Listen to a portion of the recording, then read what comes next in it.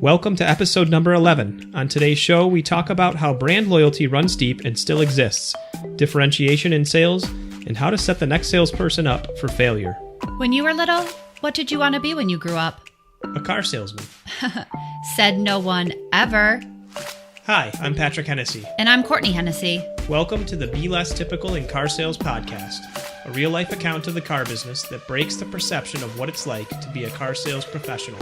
During the show, we're going to take you into the lives and minds of those who have found success.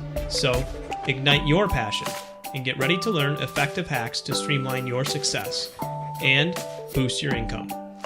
So, is that your pitch? It's pretty good.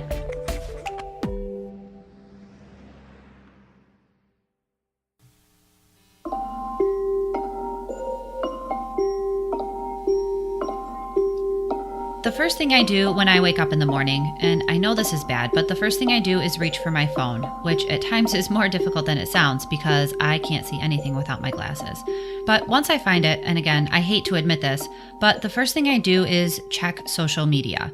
I have a list of justifications for this, but I won't get into all of that right now. However, on one particular morning, not too long ago, as I'm checking my news feeds on social media at 5 a.m., I came across a video of Kinny Landrum on the Toyota of Bowling Green Facebook page. He's literally cruising the dealer lot in a golf cart with a coworker. Good morning, it's Kinny Landrum and Justin Taylor, Good morning, everybody. And we're walking our lot. Actually, are we walking the lot? We're riding a lot. We're riding the lot. Because we're checking giving out. these cars away at 0%. Look at those Camrys over there. Look at that. Look at Camrys lined up here. Did you say they were 0%, Justin? 0%, no interest for 5 years. Can you believe it? Do you get money back as well? You get money back. We have actually got more money back this morning. Really? It's crazy. Crazy how much money Toyota. Clearly, they are having a ton of fun, but it's more than just fun. This is a strategy. Kinny and Justin are showcasing their individual personalities, all while giving prospective customers a peek at cars on their dealership's lot. They're highlighting incentives and offers. Essentially, they're giving viewers a reason to consider them and Toyota of Bowling Green for their next car purchase. Just watching this kind of makes me want to go down and take a spin on the golf cart with these two. They seem like people I would want to be friends with. What's ironic about this is that when Kenny first tried to get a job in car sales, he wasn't a shoo-in. So asked for an application. They gave it to me. I filled it out, completed it, gave it to them, and they said, well, you've never sold anything before. And I said, well, heck yeah, I have. I sold myself to my wife in every single job I've worked at before. So yes, I have. Today, Kinny Landrum is a mentor to many in the car business, whether he realizes it or not. He's built a business and online brand by being himself. So who is Kinny Landrum? Laura Madison describes him as kind. You know, it's kind of an honor to be thought of that way, but really I'm just trying to do a good job at what I do, learn from other people because, that have gone before me. And if there's any kind of help or advice or assistance I can, put out there, I'm more than willing to give it. If Laura Madison is Alice in Wonderland, and if you don't know what I'm talking about, check out episode 10. Kinny Landrum is Baloo from The Jungle Book. Kinny looks out for his customers by teaching them what to look for and what to ask. Similar how Baloo takes Mowgli under his wing. And another similarity to Baloo, and I swear I'll stop with the Disney analogies after this, is that Kinny walks side by side with his customers through the purchase process, just like Baloo accompanies Mowgli through the forest.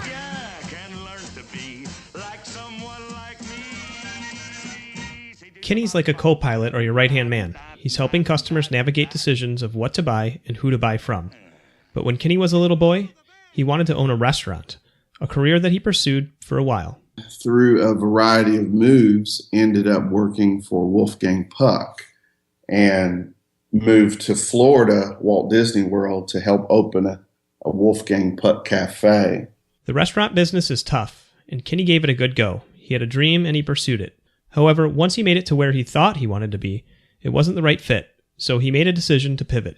And moved to Bowling Green, Kentucky from Madison, Tennessee, and decided I wanted to earn what I was worth. This happens all the time. According to a recent study, only 27% of college grads have a job related to their major. So this pivot is not uncommon. I can relate because this happened to me. I wanted to be a high school teacher, but when I became a high school teacher, I wasn't happy. So how do you pivot? And where do you pivot to when you're not satisfied with your current profession?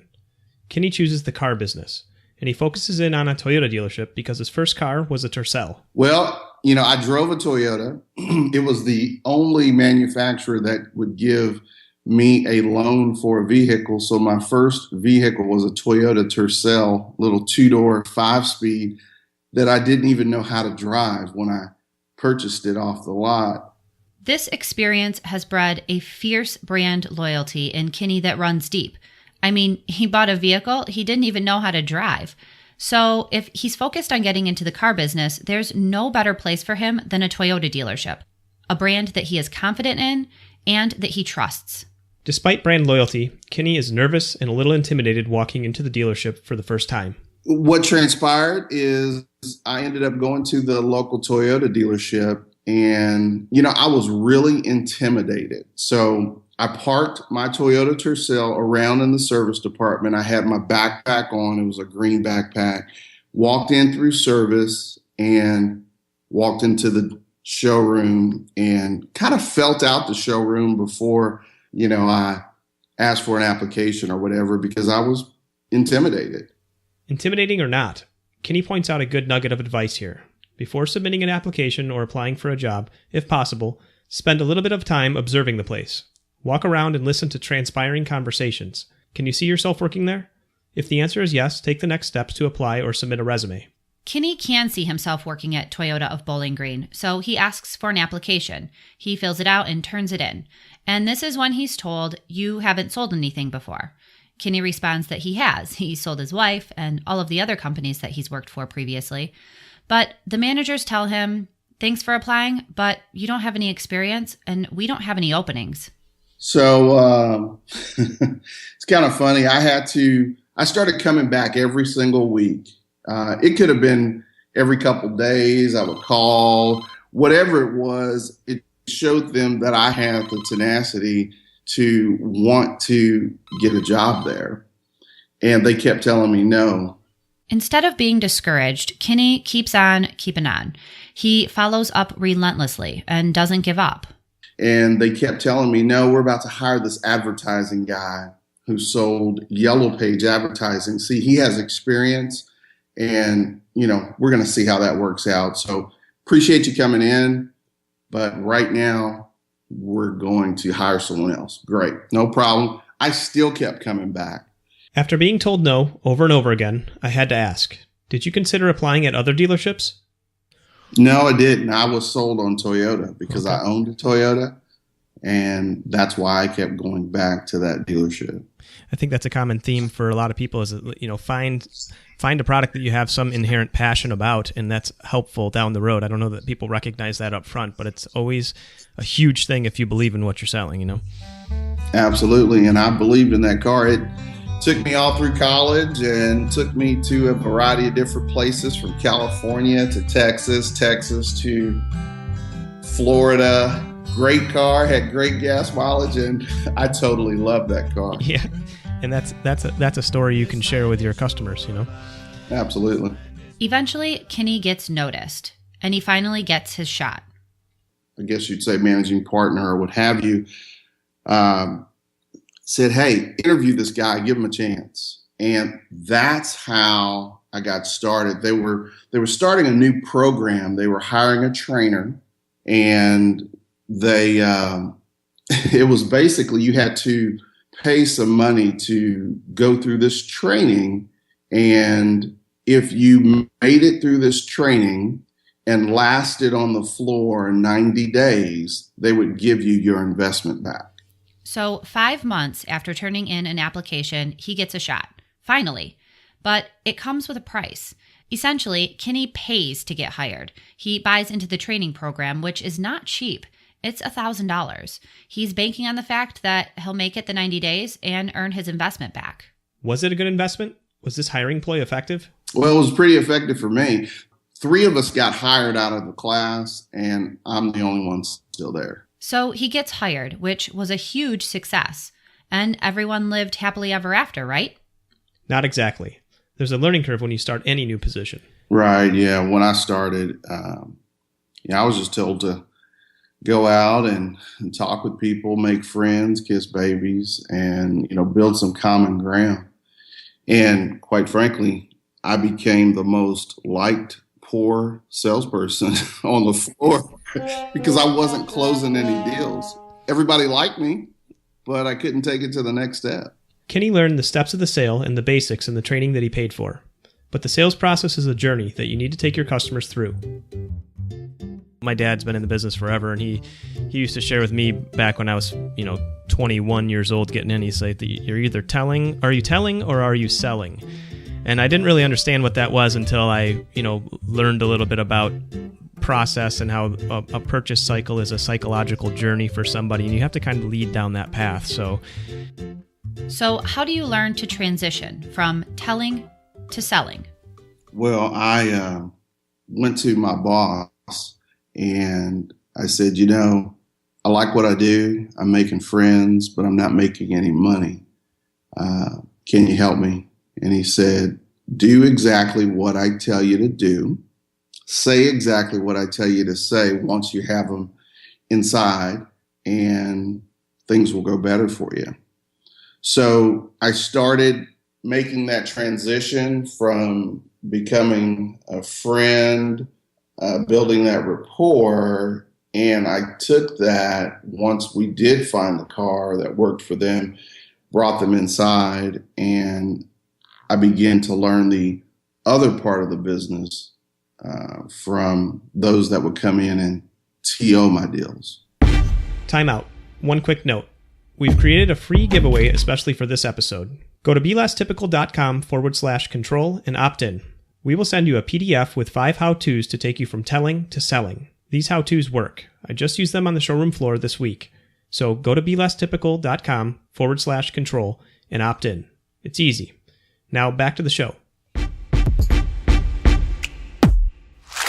Kinny is struggling a little bit. He knows the road to the sale, but can't seem to close deals. So he taps into his general manager and begins to play a little bit of Simon Says.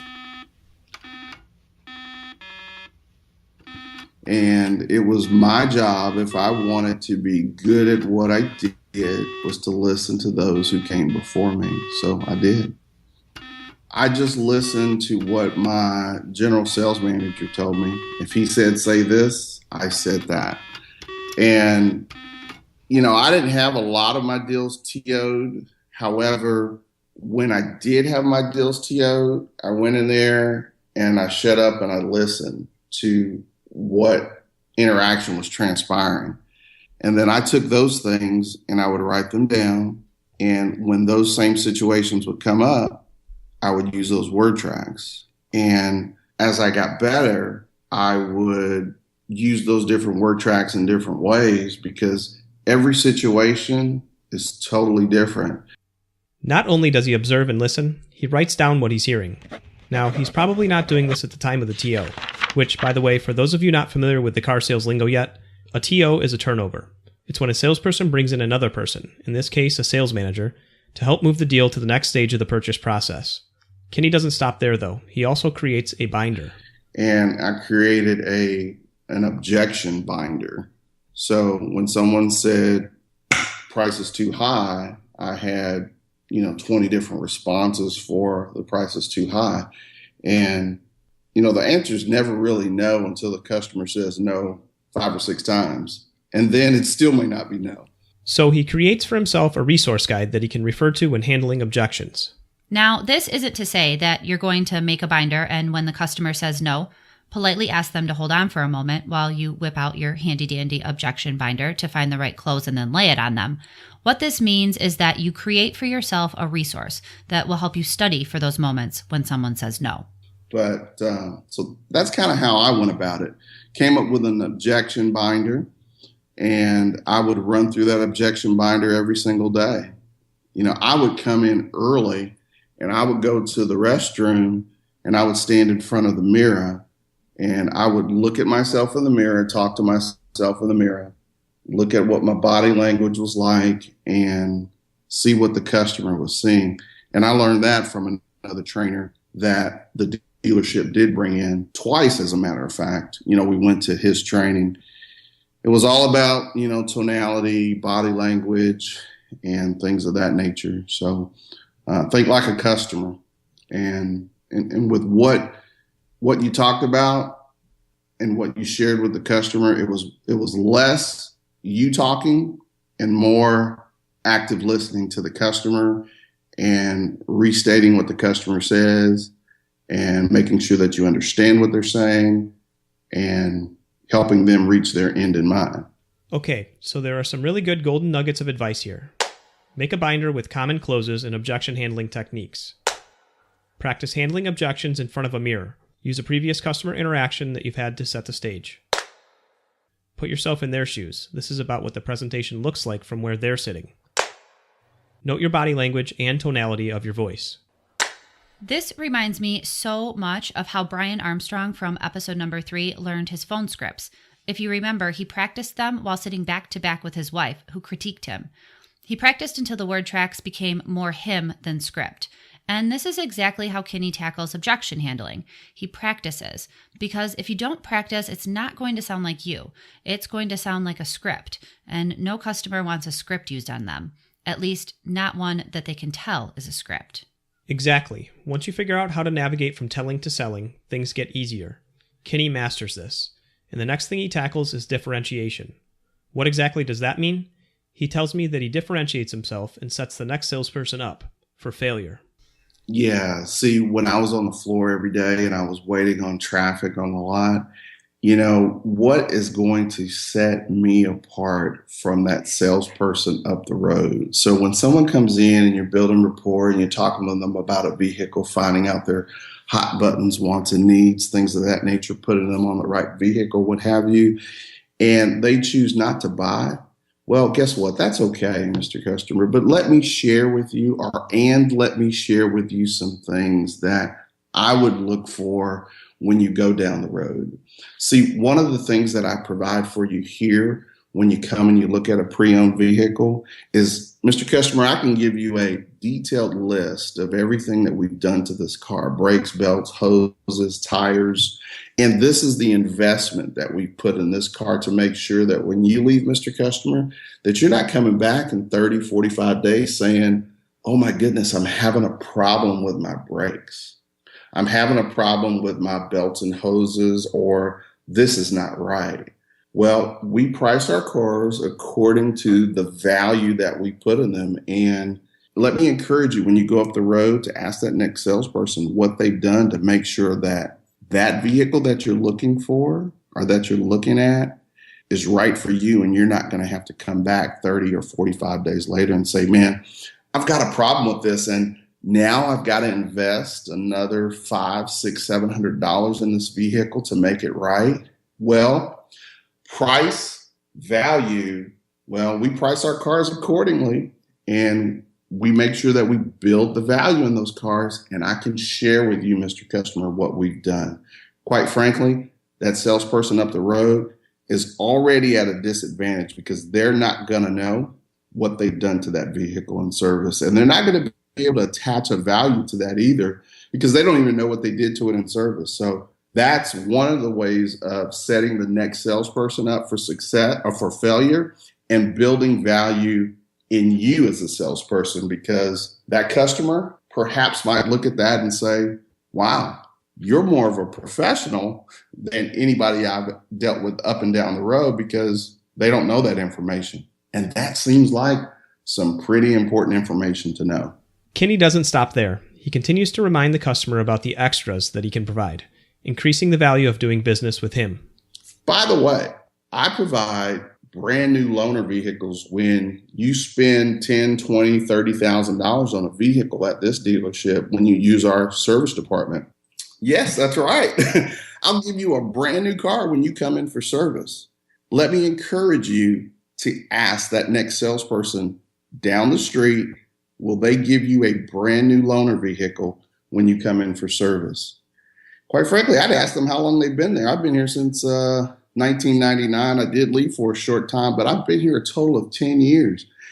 And how long you've been at a dealership, can place an important role in the kind of value that you're able to provide to me as a customer. So, I encourage you to ask that question as well. And I just kind of go down that line of helping the customer to think about some additional questions to ask that salesperson. He also encourages customers to look at dealership and salesperson reviews before purchasing, and he coaches customers to ask about reviews. Then, to hit the ball all the way out of the park, he pulls up his business Facebook page, Kinny at Toyota of Bowling Green, and shows the prospective customer previous customer reviews. And, hey, even ask them about online reviews. What have their customers said about them, that have purchased vehicles from them at that dealership. So, and here's my Facebook page, by the way. It's a business page, and there's some reviews on there that you can take a look at, from real people just like you. Ask that other salesperson what they might have out there as social proof, as third-party proof. You've done your research, right, on this Nissan Altima or this Toyota Camry to see what Consumer Reports and J.D. Power says about it, right? Well, yeah, I have. Well, I encourage you to do that same research on your salesperson.